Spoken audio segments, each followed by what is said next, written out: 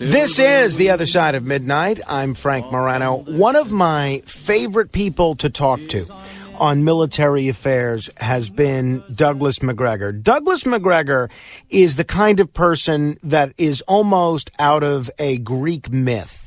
He is a warrior philosopher. He is a brilliant man who has worn our country's uniform, who has bravely served in battle, and has demonstrated leadership time and again. He is a retired U.S. Army colonel, a former senior advisor to the Secretary of Defense, an author, and a senior fellow at the American Conservative. A whole bunch of other things as well, but we only have a 4-hour program. We're not going to list his whole resume. But at a time when it seems like the world is inching closer and closer, literally, to nuclear war, and yet we have fewer and fewer people that seem to care about this incredible conflict in Eastern Europe, which has the potential to be the same sort of a powder keg as what led to World War I can't think of anyone that I'd rather talk to at these trying times than Colonel McGregor. Colonel, it is always a treat to talk with you. Thank you for joining me.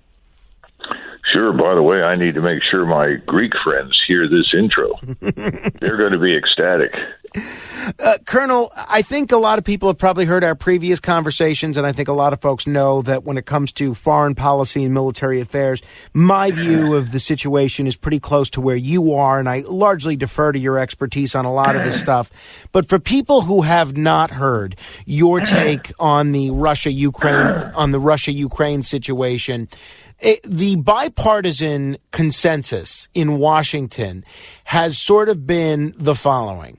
Russia was eager for territorial expansion. Russia was eager to rebuild the Soviet Union, to restore the states that were formerly part of the USSR. Vladimir Putin is this sort of James Bond villain that's bloodthirsty and that has no qualms about doing things like bombing maternity wards, and he will do whatever it takes to satiate his bloodlust.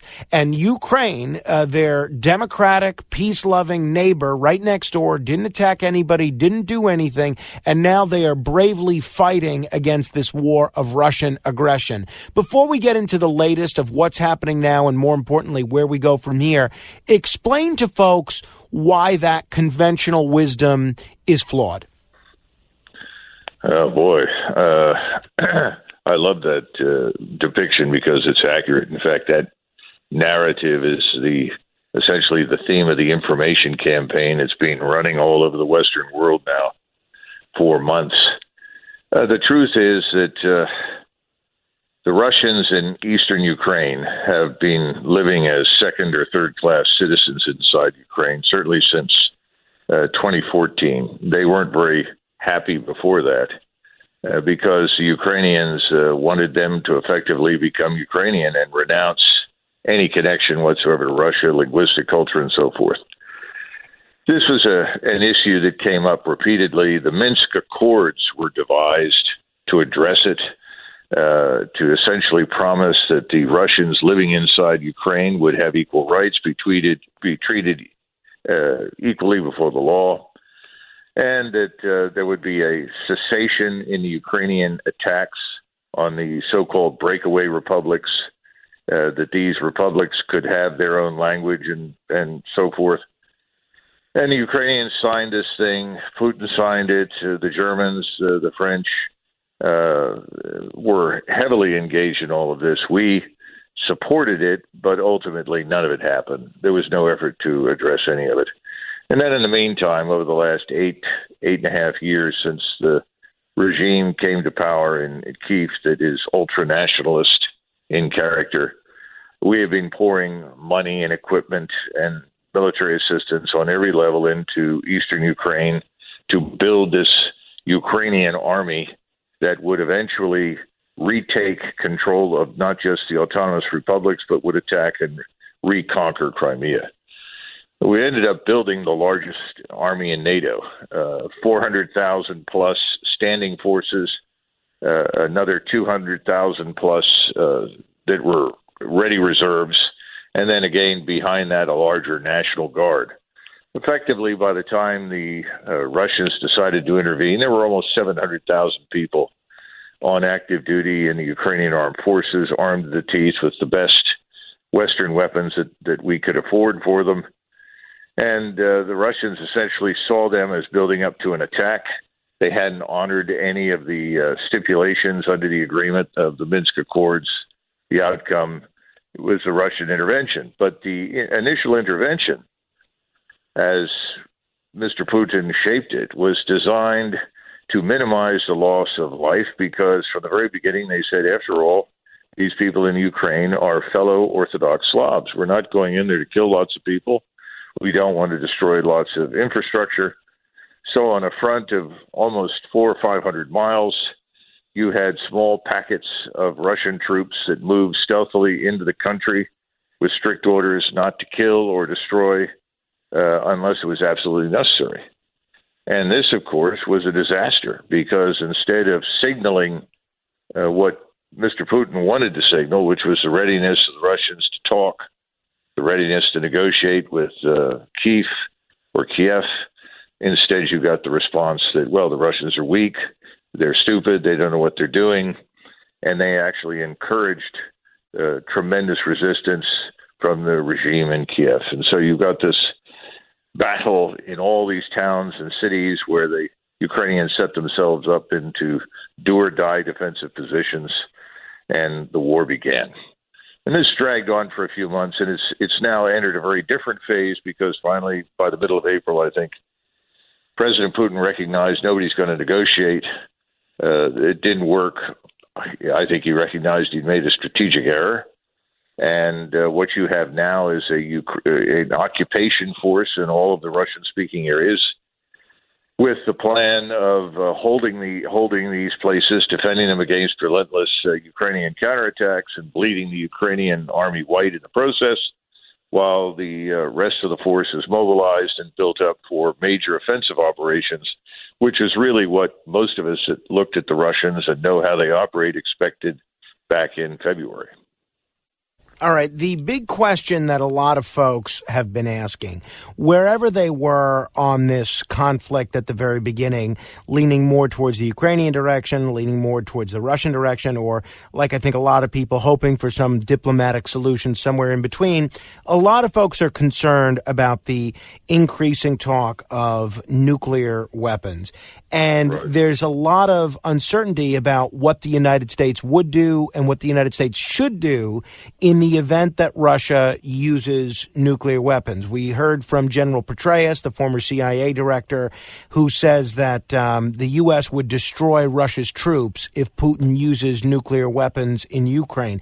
If you were still advising the Pentagon these days, what would you suggest the American reaction should be in the event that Putin used some sort of conventional or tactical nuclear weapon? Well, first of all, Mr. Putin's made it very clear the Russians will absolutely not use nuclear weapons under any circumstances unless they are attacked by another country that uses nuclear weapons against them. This has been true from the beginning. It's been stated over and over and over again. And we routinely misquote, take things out of context to try and convince people that Putin wants to use nuclear weapons. Nothing could be further from the truth. You've got to stop and consider where you're talking about the use of a nuclear weapon, whether it's a low-yield 5-kiloton so-called tactical nuclear weapon, just a little smaller than the Hiroshima bomb, or you're talking about large-scale intercontinental ballistic missiles. You know, we would not use those on the borders of our country. Mr. Putin is not going to use those things on the borders of his country, and he said so over many, many, many times over the years, specifically about the Baltic states. It's ridiculous. Under no circumstances would we do that. We are the ones that have been fabricating this lie that the Russians are prepared to do it, and they're not. And there are no indicators from the intelligence world that anything that we associate with the readiness to employ nuclear weapons has been undertaken by the Russians. None. The danger right now is primarily the following. Mr. Zelensky has been after a nuclear weapon for a long time, long before the war broke out. And once the war got started, there were always whispers of an interest in a nuclear weapon that would be a dirty bomb. In other words, taking spent uranium fuel from a conventional nuclear power plant, not the kind of plant that has plutonium or weapons-grade fuel. And detonating a bomb that would spread this around and contaminate an area, cause a lot of radiation sickness, and operate effectively as a bluff. Convince people that something nuclear had exploded when it really wasn't weapons-grade uranium, but enough to deter your enemy from going into a particular area, forcing him to go around or something else. Then 3 weeks ago in the Ukrainian media, there was an announcement that, from an unnamed spokesman from the Ukrainian government that Mr. Zelensky, as president, had ordered a group of Ukrainian scientists and engineers in Kyiv to build such a bomb. Initially, people were skeptical, but within the last 10 days or so, there has been increasing evidence that this could be real. And that was the reason that the Russian defense minister called the French defense minister, the Turkish defense minister, and ultimately spoke with the Secretary of Defense on the phone, expressing concern about this. The outcome was that, you got this commitment from the Western defense ministers that they are not supportive of that they oppose the use of any nuclear weapon, and then another sort of warning warning to the Russians that you better not use anything, which, of course, again, the Russians have made very clear that they won't. And the final point is this. You don't need nuclear weapons now to be effective in war and to do enormous damage. We have precision guidance. This used to be a monopoly. Back in 1991, during Desert Storm, we had a monopoly on precision. Today, everybody's got it. And if you look at the strikes that occurred just a few days ago, these massive strikes all across Ukraine, they were precision strikes by missiles, loitering munitions, artillery. It was exactly the kind of thing that we are equally capable of doing and have done in the past. It was a signal that the Russians have got the same technology that we do and can do just as much damage. So you don't need a nuclear weapon, which was always designed to destroy a large area, because you've got the precision that you can go after what is really important to you in the infrastructure. In the case of the Russians, they went after the power grid, and now you have no electricity in Ukraine. You can't move the trains because you have no electricity to move the trains any longer. The only trains that are moving are being pulled by diesel locomotives, and they're being targeted. So the situation in Ukraine is ugly. The standard of living has now dropped off precipitously, and access to water is going to become a problem. These are the things that Putin did not want to do when he went into Ukraine in February, and what he resisted doing, even though his commanders insisted, you've got to do this, we need to bring this to a quick end. He did not listen and said, no, we are humane, we are not going to engage in that sort of thing. Well, that's over. We're in a new phase now. And the next phase in November and December, you're talking about major offensives along multiple operational axes coming out of Western Russia, out of southern Ukraine, and out of Belarus that are going to be devastating, that will crush everything they encounter. Now, the danger is that we, a la Mr. Petraeus's or General Petraeus's comments, may foolishly try to introduce some of our forces into Western Ukraine, thinking that if we do that, we are going to deter the Russians from acting as I just outlined. And we seem to think that we can drag the Poles and the Romanians with us. The rest of the alliance ostensibly is disinterested. It's why he called it a coalition of the willing to go with us, and that's modeled on what we had in Iraq, the coalition of the willing, because we didn't have French support. We didn't have support from most of the NATO allies. Well, right now, most NATO allies either don't have the forces to send, or they have very few, or they simply don't want to go. And I would tell you that the vast majority of Europeans are completely disinterested in going to war with Russia because we want to. The exception is Poland, and a partial exception appears to be Romania. That we'll have to see what happens in the future, but the assumption is those forces could go with us. And the interesting part of this is we now have reports coming in that near Liman, which was the site of a major Ukrainian operation where they lost a lot of troops, they now have large numbers of Polish and Romanian-speaking soldiers in Ukrainian uniform. Now, we knew that we had thousands of Poles in Ukrainian uniform, We knew we had foreigners from various places, mercenaries. But this is the first report that has come in about large numbers of Romanians in Ukrainian uniform. If people are just tuning in, we're talking with Colonel Douglas McGregor, retired U.S. Army colonel and a former senior advisor to the Secretary of Defense. He's an author. He's a senior fellow at the American Conservative. He was President Trump's nominee at one point to be an ambassador. Colonel, two-part question here. One, since 2014, the annexation of Crimea, I have not been able to have a conversation about anyone.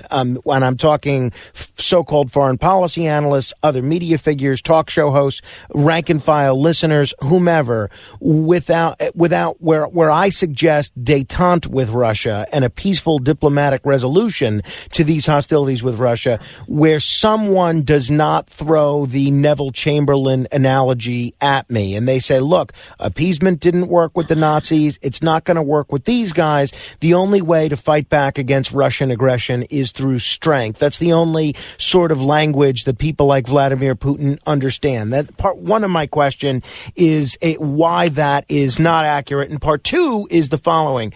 Ukraine did voluntarily give up its nuclear weapons. So even though Ukraine is not a formal member of NATO, at least not at this point, don't the Western countries and doesn't NATO have at least a moral obligation to defend the Ukrainians if they're invaded, since they did give up their nuclear weapons in the name of peace?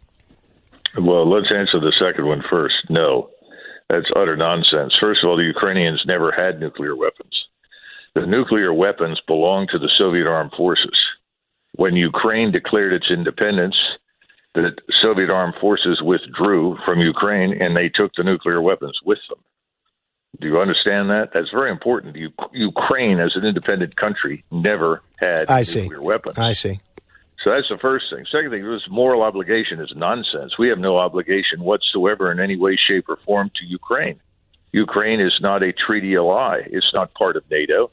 We have no obligation to defend it. We have no, as the United States is concerned, no strategic interest, particularly in eastern Ukraine, which is where the war is located. None whatsoever. We have no economic interest, nothing. We have no history with that country at all. The bottom line is the second question is an absolute no, and that's nonsense. And it sounds wonderful when you're remote from the reality of war, but it makes absolutely no sense whatsoever. And it's not something that you ask thousands of Americans to die for, which is an important aspect of this. Mm-hmm. Now, to go to the first question, you want to repeat just very quickly what the first one was about? Well, it's I hear every day the comparison of my philosophy to Neville Chamberlain. And, the Nazi business. And why is that inaccurate? Why is that inaccurate? Well, first of all, this is not 1936. We're not dealing with a National Socialist state that has declared its determination to effectively conquer Europe. Now, the Nazis were never interested in conquering the world. That's nonsense. But they made no bones about it, that they were interested in controlling Europe from the Atlantic to the Urals. And although Hitler had written that very clearly in Mein Kampf, and the Nazis, again, were very open about their intentions and where they were headed.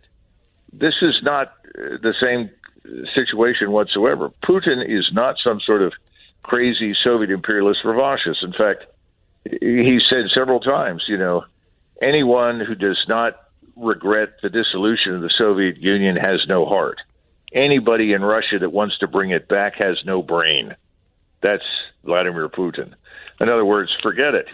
And the man that he admires tremendously, Solzhenitsyn, made the point repeatedly, and he agrees with it, that the best thing the Russians ever did was to get out of the business of trying to rule people who were not them.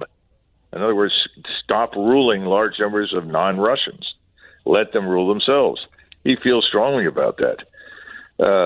There's no interest whatsoever in that. So the notion that we're dealing with some sort of deranged, overwrought Nazi thug is just crazy beyond belief. If you're looking for anybody who is sympathetic to the Nazis, they're in eastern Ukraine now, fighting for Ukraine. That's one of the most disturbing features of this whole thing. The last thing that part of the world needs is to go back to the Second World War and to the tragedies that unfolded, particularly in Ukraine, which probably suffered the largest population loss of any country in the war. And but to see all of these Nazi symbols on Ukrainian uniforms, to hear people, saying Sieg Heil and all this kind of business, and the thing that no one here is told are the numbers of Russian soldiers that are tortured and murdered by these Nazis. There's no discussion of the civilian populations of Russians that have been rounded up, handcuffed, and shot in the backs of the heads and dumped into ditches, much as what happened when the Nazis went in with the Ukrainian support and killed Jews. We're not hearing any of that. We're hearing this one story. Russians are raping and murdering. 90% of that is absolutely untrue.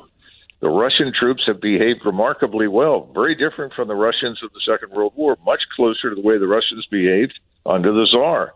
In fact, if I were going to compare today's Russia to anything in the Russian past, I would say certainly Tsarist Russia in the early part of the 20th century is closer to anything that you see today as opposed to the Soviet Union. That is dead. That is gone, and it's not coming back.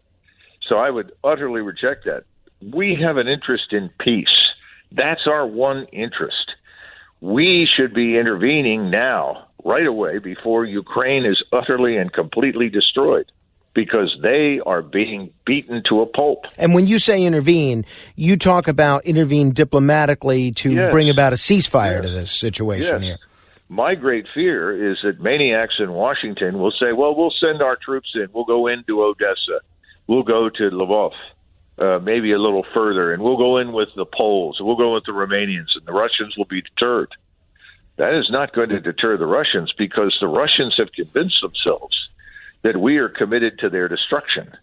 And we are allying ourselves with people in Europe, particularly the Poles, who are openly talking about destroying Russia and have for a long time. So what we're effectively doing is we're creating a nightmare scenario for the Russians. So if we do those things, the Russians are not going to sit quietly by. They'll probably give us 2 hours to turn around and get out, or we will be considered co-belligerents and they will destroy us.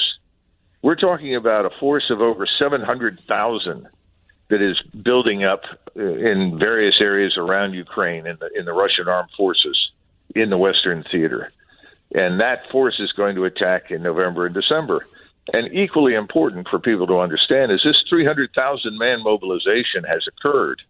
They're largely integrated, they're trained, but the mobilization has not stopped because a decision was made not to suspend it out of fear that we, in fact, are bent on going to war with Russia. So by January, it is very reasonable to expect that there will be 1 million men in the field fighting for Russia. I was very pleased a day and a half ago to read that 30 progressive Democrats had sent a letter to President Biden urging him to bring about a diplomatic end to this crisis. And they made very clear they were blaming Putin, they were blaming Russia. But given the stakes here, namely nuclear war, we need to do what we can to end this war diplomatically.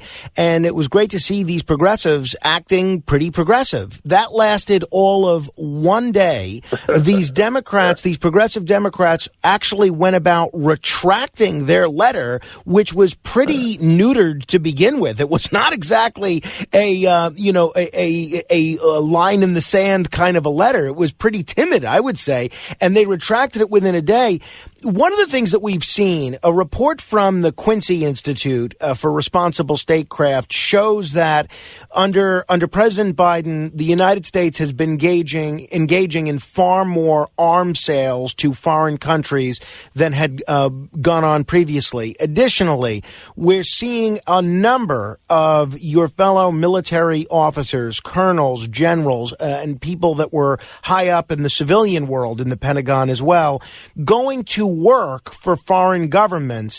I'm wondering, do you think that the fact that these 4 major military defense contractors are getting really wealthy while the stock market is experiencing a roller coaster, they've only seen their stock price go up, and the fact that so many of your former colleagues are also getting rich, is that driving at all this desire to continue hostilities with Russia? Well, it's part of it. And remember that whenever money passes to the Department of Defense and then from the Department of Defense to the five big defense monsters that constitute the defense industries, that there are quote unquote donations that go into PACs that support the congressmen and the senators that are behind the allocation of the money. In other words, this is a self-licking ice cream cone in Washington. When you look at the hard cash, most of it never leaves the United States.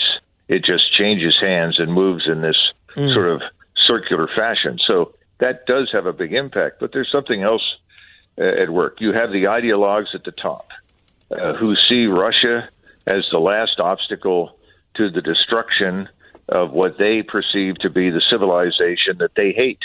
And that civilization is Western Christian culture. They want to get rid of it. The Russians have steadfastly refused to support same-sex marriage. They've steadfastly refused to open their borders to millions of people from what we call the developing world, particularly from the Middle East and Africa. The Russians are refusing to sign on for the quote-unquote values that are espoused by the World Economic Forum, the WEF. These places, these things are at stake as far as the ideologues in Washington are concerned. The Congress is, I would be frank with you, the senators, they sign on for whatever promises to reward them financially and politically. But when you get into the House, very few people know anything about what's happening over there one way or the other. They just don't know. And so they are handed narratives. The narrative may come from the Heritage Foundation. It may come from the Brookings Institute. It may come from the American Enterprise Institute. They read and say, oh, okay, well, Russia's terrible. Russia's horrible. They're committing all these crimes. They deserve to be destroyed. None of these people have been to war. And I'm including large numbers of these people that served in Iraq and Afghanistan that were engaged in fighting very weak and capable fighters, insurgents over the last 20 years. They haven't seen armies in the field. They haven't seen what massive artillery and air power actually can do and how it can murder, kill hundreds of thousands of people. We're talking about high-end conventional warfare on a scale that we have not seen since the Korean War. It will kill large numbers of people. Our forces are not prepared for that. Our forces are not large enough to sustain the casualties and keep fighting. And that's the greatest danger, that if we go in and make ourselves co-belligerents with the Ukrainians in this war with Russia, and we take heavy casualties, that's when I fear that people in Washington will say we must respond with nuclear weapons or we will be seen as losing the war. And that's the last thing we want. The danger of someone using a nuclear weapon is not in Moscow. It's in Washington. Colonel, I'm going to have to end it there. I could talk with you all day. I always learn so much whenever we speak. Thank you so much for the time, as always. I'll look forward to our next conversation. Thank you for not only your great insight and your great work and being willing to stay up late and talk with me, but thank you for being willing to withstand the slings and arrows of character assassination that I know have been hurled your way time and again, for being willing to simply state your opinion and your honest analysis on this subject and a variety of other subjects. Thank you, Colonel. Sure. Thank you, Frank.